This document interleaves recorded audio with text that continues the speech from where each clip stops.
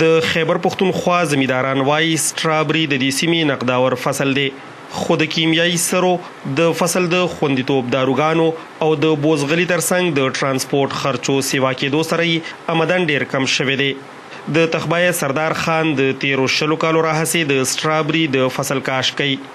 هغه وایي د یاد فصل سر ته رسولو باندې خرچې زیاتې کیږي او آمدن یې د نشت برابر دی. لکه دا ډي پي خاوره چې کم دی نو تیر شوي حکومت کې په 2600 روپۍ وه، اوس چې کم دی نو دا په 5000 روپۍ دی ډي پي خاوره. نور چې کم دی دا ناټریټ او سونا یوریا دا په تقریبا په 1200-1300 روپۍ باندې او په 1400 روپۍ باندې سونا خاوره اوس تقریبا په 1950 روپۍ ده.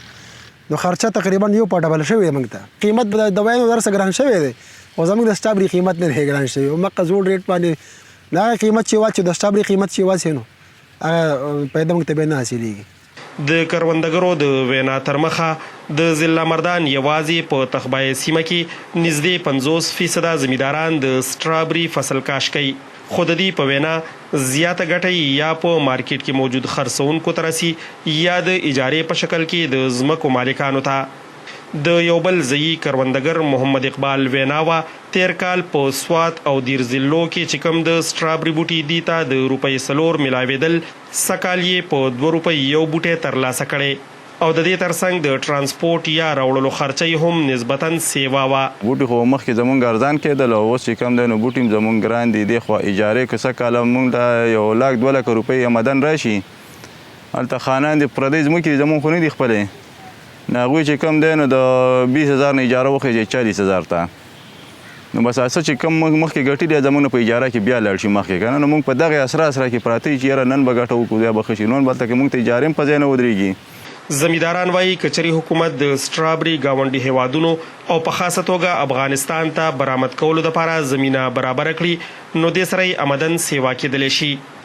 د تخبایه بازار او مردان ښار ترمنځ په لوی سړک د سټرابري خرڅونکی جنید خان وایي چې اوس زمیندار د منډیانو پر ځای دې ته نیغ په نیغه یاده میوه ورکوي چې له امله یې ګټه سیوا شوې ده.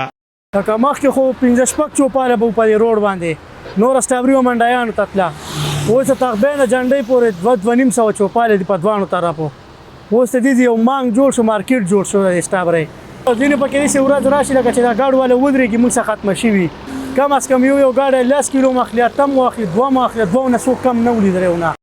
د مطبوعاتو تر مخه د پاکستان مرکزی حکومت تیر کال د مئی په میاشت کې څه د پاسه 50 ارب روپۍ د کرونا وبا نه اغیزمن شوو زمیندارانو سره د مالی مرستو دپاره مختص کړې وي او په دغه پیسو کې کروندګرو ته په رعایتي قیمتونو کیمیايي سرو ورکولو دپاره 340 ارب روپۍ ایښودې شوې وي. عبدالرزاق، وایس اف امریکا، ډیو نیوز، پېښور.